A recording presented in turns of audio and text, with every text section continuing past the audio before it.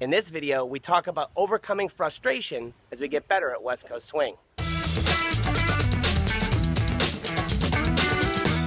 Hey gang, Brian B, West Coast Swing Online. I'm actually standing here in front of my studio.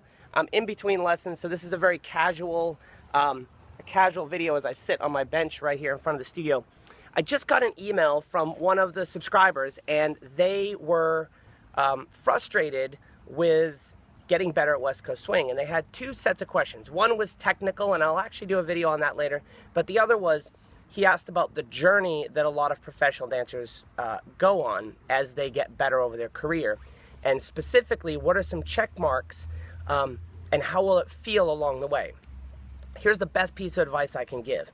There is not going to be a straight line of improvement ever.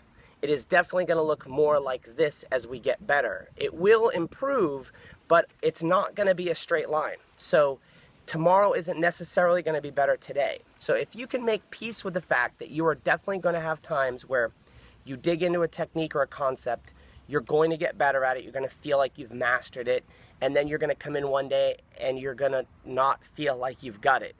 But if you can be at peace with that, then what I think will happen is you will actually make small incremental improvements, right? And over time you'll get better, but then what's going to happen? You're going to go learn a new concept. It's going to be new, you're not going to be as good at it, and it's going to feel worse.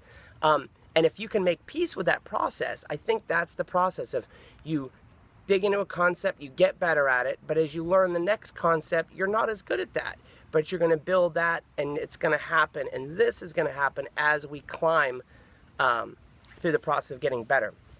So I know that that's not the magic pill that you're probably looking for as an answer. I know sometimes I ask my coaches, and I hope that there's a solution that's magical, but it's usually just a lot of incremental small improvements, and some days they feel good and some days they don't. So anyways, that's my advice. On that note, I actually have a great blog post that I wrote about overcoming frustration in dancing that covers more points than I can remember to do here. So if you click on the link, head over to the website and just check out that blog post.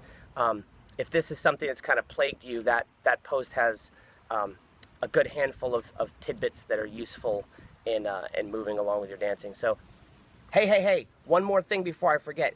If you are a beginner or a low-level intermediate dancer and you're still on that process, I do actually have something fantastic for you. We just finished the Ultimate Guide for Beginners for West Coast Swing course that actually is an incremental improvement process. So it does have checkpoints for, you know, what patterns do I learn next? What technique tip do I need to improve my connection as a beginner? What do I need to do with my footwork as a beginner?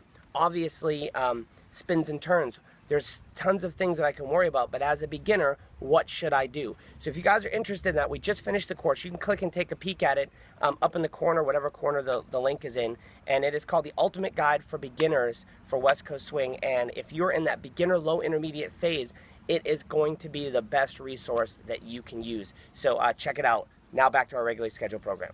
Hope you guys enjoyed, and I will see you again with a video soon.